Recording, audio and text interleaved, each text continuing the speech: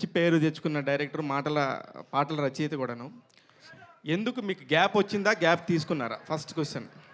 నాకు కొంచెం బద్ధకం అండి, అందుకని గ్యాప్ వచ్చింది. అంతకుమించి అంటే ఇప్పుడు ఇంత బద్ధకంతో ఇప్పుడు ఇంత స్పీడ్ ఉన్న హీరోని పెట్టుకొని చేయాలని ఎందుకు అనిపించింది మరి? వర్క్ చేసేటప్పుడు స్పీడ్గానే ఉంటానండి, మామూలు టైంలో కొంచెం బద్ధకం ఎక్కువ అంతే. విశ్వకర్ సార్ సార్, ఫస్ట్ నేను టీజర్ గురించి తర్వాత మాడతాం. ముందు ఆ షూ అను మీ గెటప్ గురించి చెప్పండి సార్ మాకు. చెప్పండి సార్. అది ఏంటి సార్ అసలు? కాదు, నేను ఫస్ట్ టైం చూస్తున్నాను ఇట్లాగా.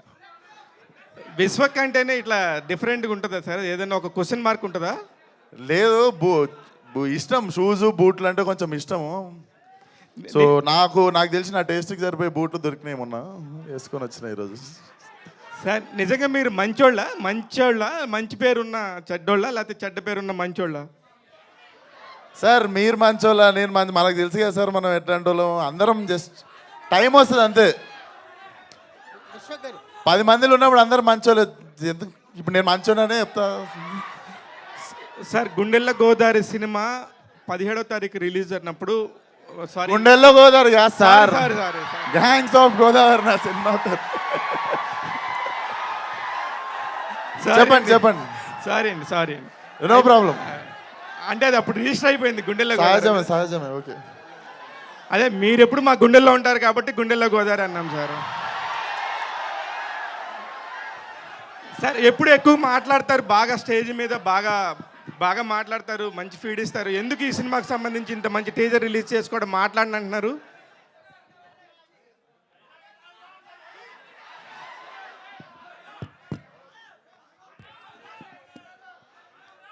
ఎక్కువ మాట్లాడిన అనుకుంటేనే ఒక 3-4 నిమిషాలు మాట్లాడినట్టున్నా కదా సార్. జస్ట్ ఏం లేదు, ఎక్కువ ప్రేమించినప్పుడు ఆ భయం వస్తుంది అనుకుంటా. నాకు తెలిసి డెఫినెట్లీ సినిమా మాట్లాడాలనుకుంటున్నా. టీజర్ మాట్లాడింది, ట్రైలర్ ఇంకా బాగా మాట్లాడుతుంది. విశ్వకర్ ఇక్కడ సార్ సార్ విశ్వకర్ టీజర్ చాలా అమేజింగ్గా ఉంది. అంటే ఒక బ్లడ్ బాత్ కనిపిస్తుంది teaser. Thank you sir. So ఈ క్యారెక్టర్ మీకు ఎలాంటి కిక్ ఇచ్చింది? అంటే most of the me films అన్ని క్యారెక్టర్ డ్రివెనే ఉంటాయి. అంటే మీ ఎక్కువగా మీ క్యారెక్టర్తో లవ్లో పడిపోతుంటాం. ఈ క్యారెక్టర్ అనేది ఇంకో నెక్స్ట్ లెవెల్లో కనిపిస్తుంది. అంటే క్యారెక్టర్ వైజ్ కానీ ఒక రేజ్ కనిపిస్తుంది క్యారెక్టర్లో, షేడ్స్లోనే ఒక రేజ్ కనిపిస్తుంది. మీరెంత ఎంజాయ్ చేశారు? ఈ క్యారెక్టర్ మీకు ఎలాంటి ఎక్స్ట్రా కిక్ ఇచ్చింది? డెఫినెట్లీ నాకు ఫలక్నామా దాస్ తర్వాత సార్, ఫలక్నామా దాస్ తర్వాత అది ఆ సినిమాని సీరియస్గా తీసేసుకొని మాస్కా దాస్ అని పెట్టేసిరు పేరు. సో దానికి న్యాయం చేసే సినిమా కోసం నేను వెయిట్ చేస్తుండే. కాకపోతే దానికి ఒక మంచి ప్రొడ్యూసర్ కుదరాలి, మంచి కథ కుదరాలి, అన్నీ కుదరాలి. ఏదో మనకి చేసేయాలని ఉందని చెప్పి మిస్టేక్ చేయదలుచుకోలేదు. And definitely this was my dream role. So కొంచెం టైం పట్టింది నేను సెటిల్ డౌన్ కావడానికి, కెరియర్లో ఇండస్ట్రీలో సెటిల్ అయిన తర్వాత చేద్దామని ఆగినా. And I think this is the right time and this is the right film. అంటే యాస విషయంలో మీరు ఎక్స్ట్రా కేర్ ఎలా తీసుకున్నారు? అంటే గ్యాంగ్స్ చేసినుండే సార్, ప్రాక్టీస్ చేసినాం. లైక్ 15-20 డేస్ ప్రాక్టీస్ చేసినాం. అండ్ సెట్లో ఎప్పుడు నేను స్క్రిప్ట్ పేపర్ చూడలేదు. లైక్ ఫిల్మ్కి ఏవైతే ప్రిపేర్ అయినామో we use to do it on set. నాకు మనోడు సీన్ చెప్పేటోడు నేను చేస్తుండే అంతే.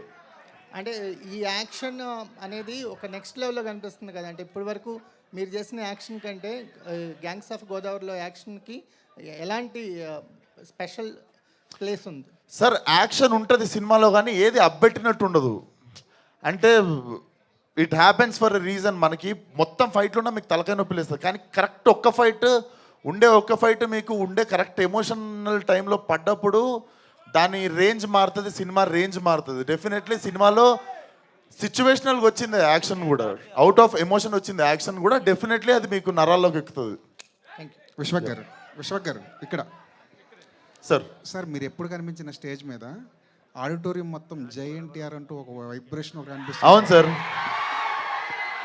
మీ లైఫ్లో ఆయన ఇంపాక్ట్ ఎంతవరకు ఉంది? ఇంపాక్ట్ డెఫినెట్లీ ఆయన అంత గొప్ప నటుడు కావాలని ఉంటుంది సార్. మోర్ దెన్ అందరూ అతన్ని స్టార్ అని అంటారు కదా, నాకు ఇండియాలో నాకు తెలిసి అందరికంటే గొప్ప నటుడు అయిన దానికి ఫ్యాన్ నేను. More than a star, he is a great actor for me. Yeah sir director గారు